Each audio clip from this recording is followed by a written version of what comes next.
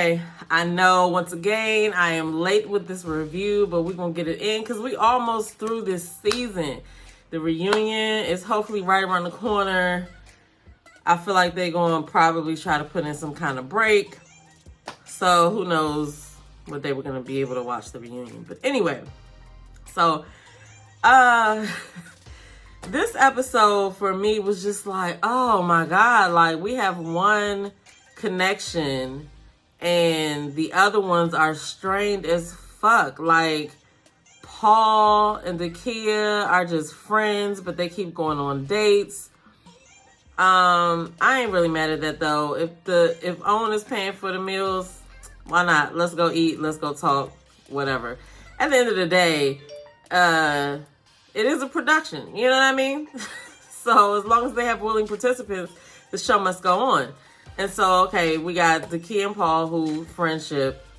We got Sabrina and Demetrius, who I told Sabrina that Demetrius wasn't the one. Like, I don't know if she ever watched the video where I told her, but I told her that he just wasn't the one. But I feel like she kind of tried to quit before she got fired because she kind of felt that energy of what he was saying. And she probably was like, is this an elimination date? So, I mean, she stayed in the process too long and she had to end up, you know, making the decision. Either she was going to wait and see whatever choice Demetrius made, but she had already like declined to meet his family. So anyway, we're going to get into that. But then we have Donovan and Carmen, which they're okay. Their connection is not strained like Demetrius and Sabrina's, and they're not on the friendship level like Paul and Dakia. So I guess we got two connections. Okay.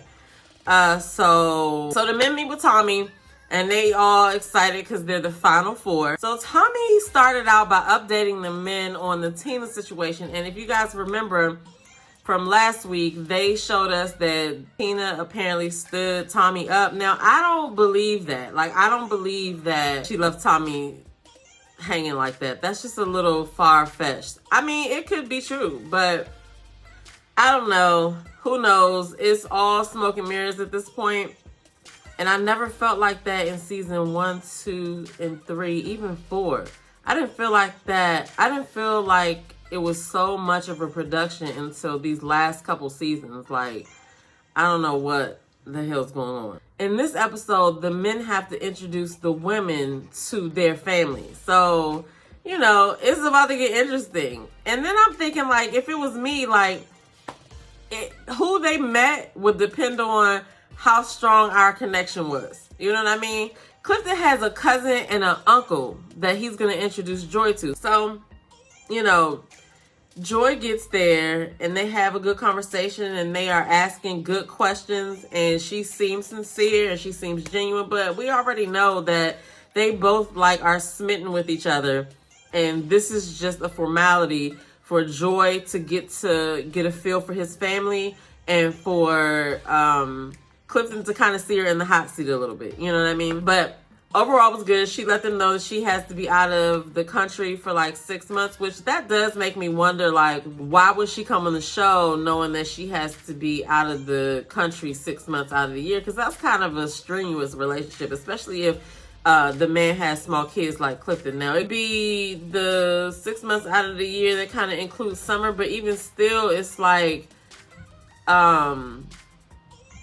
I don't know. That's just gonna be something to have to deal with. And Clifton already said he likes physical touch, so it is probably gonna be a challenge for him to stay away from alternative physical touch when she's not available.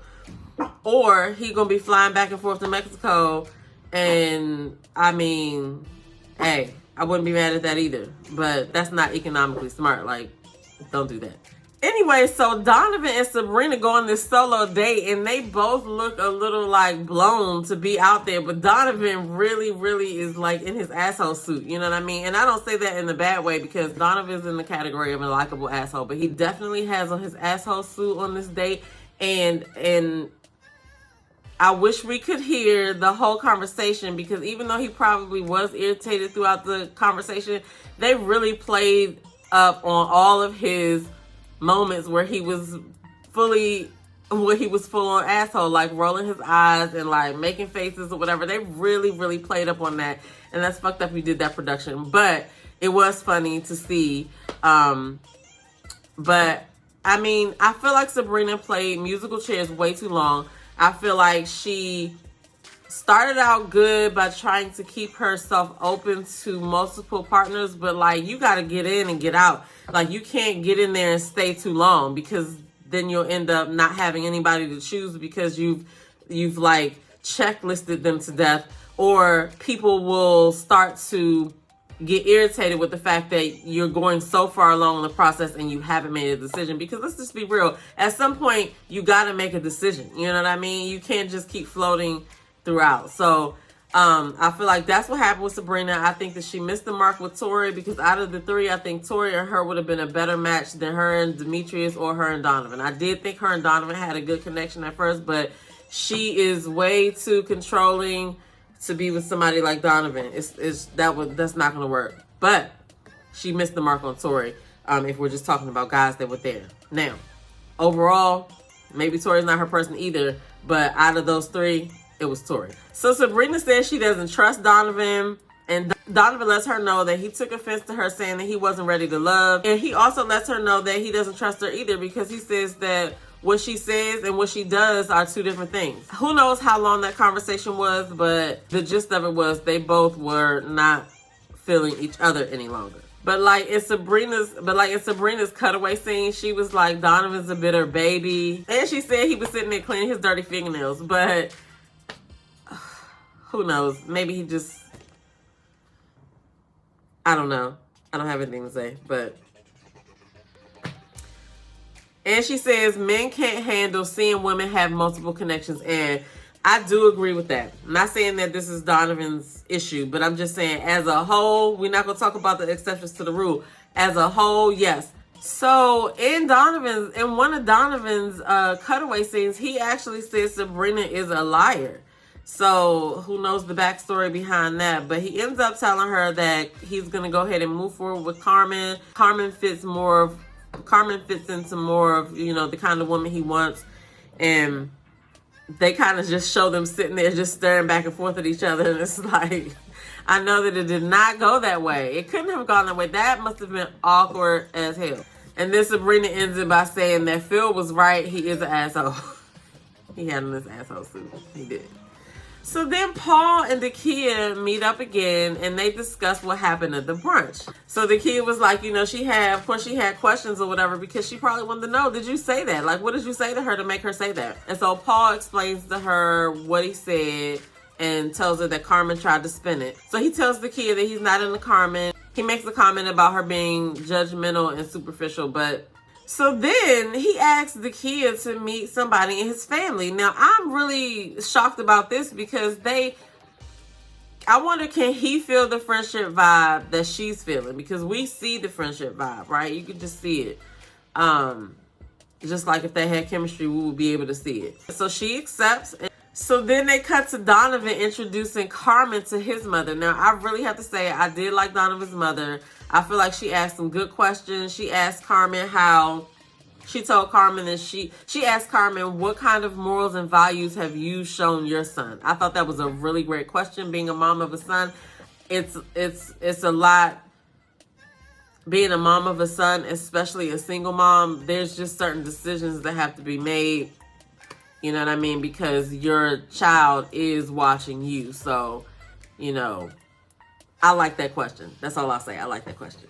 So Carmen showed up with flowers for both Donovan and his mother, but I do have to mention Carmen was dressed very differently on this little meeting with his mom. Carmen be knowing exactly what she's doing. So Donovan's mom and Carmen seem to be getting along really good. They kind of vibe on single motherhood. So this is good. This is good. I can definitely relate to that, and I know they probably really connected.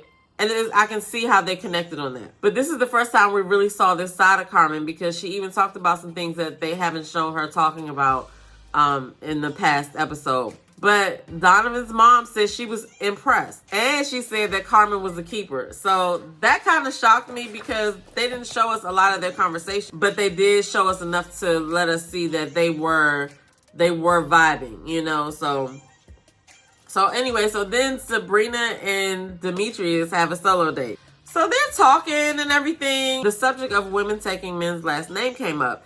And so Sabrina said that Demetrius looked like somebody who wants his wife to take his last name.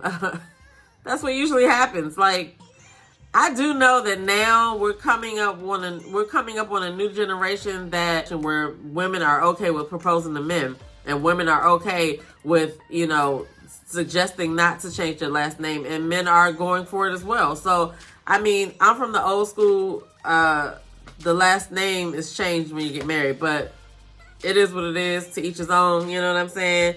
But that's what they were talking about.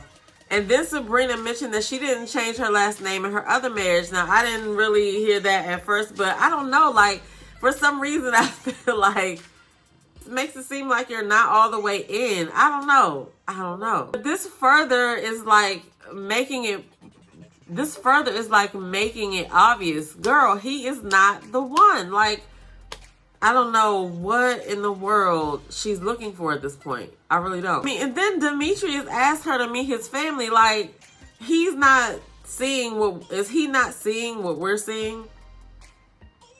I don't know what it is. And she said, I don't think we're there yet. Dude, you deserve that, because I don't know what room you were reading, but she wasn't. No. So then Paul introduces his younger brother to the kid. Now, he sounds just like Paul. It's hilarious. Like, just to hear him talk, it was funny to actually sit there and listen to that conversation. But the kid gives some great answers on that day, and Paul's brother thinks that it's kind of textbook. Or Paul's brother just basically says he gives too many chances.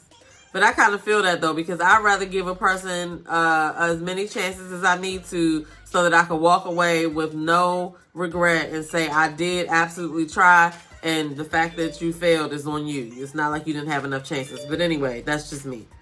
Sometimes it be looking like you're taking the L, but it's really not. It really is the other person taking the L at the end of the day when you finally walk away. But that's neither here nor there.